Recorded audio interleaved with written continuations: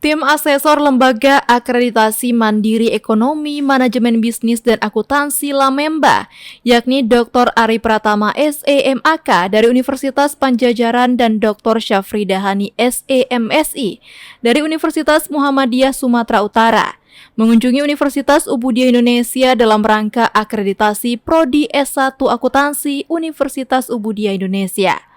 Kegiatan asesmen tersebut dilaksanakan pada tanggal 29 Oktober hingga tanggal 1 November 2023 di Gedung Universitas Ubudiyah Indonesia, Desa Tibang, Banda Aceh. Usai kegiatan, Dr. Ari mengatakan kegiatan asesmen lapangan merupakan bagian dari proses akreditasi yang dilakukan Lamemba dengan mengkonfirmasi dokumen-dokumen yang telah ditulis oleh Prodi Akuntansi Universitas Ubudiyah Indonesia. Jadi memang dalam 2 hari ini kami mengkonfirmasi apa yang sudah ditulis oleh program studi akuntansi Ubudiyah Indonesia, yaitu dokumen evaluasi diri dan dokumen kinerja program studi.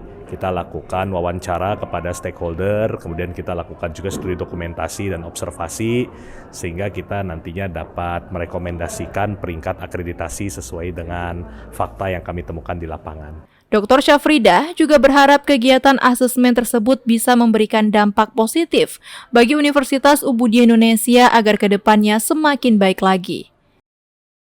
Apa yang dalam 2 hari ini sudah kami lakukan dalam proses akreditasi, ini sebenarnya tadi kita nyatakan bahwa akreditasi itu sebenarnya hanya untuk memotret bagaimana pelaksanaan pengelolaan manajemen di program studi, di UPPS, bahkan di institusi, khususnya di Ubudiyah.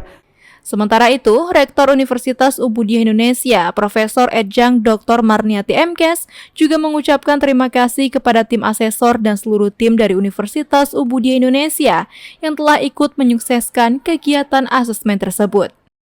Harapan kami Prodi Akuntansi bisa mencapai nilai unggul agar mendapatkan peluang yang besar bagi mahasiswa untuk bergabung di Universitas Ubudiyah Indonesia, khususnya di program studi akuntansi.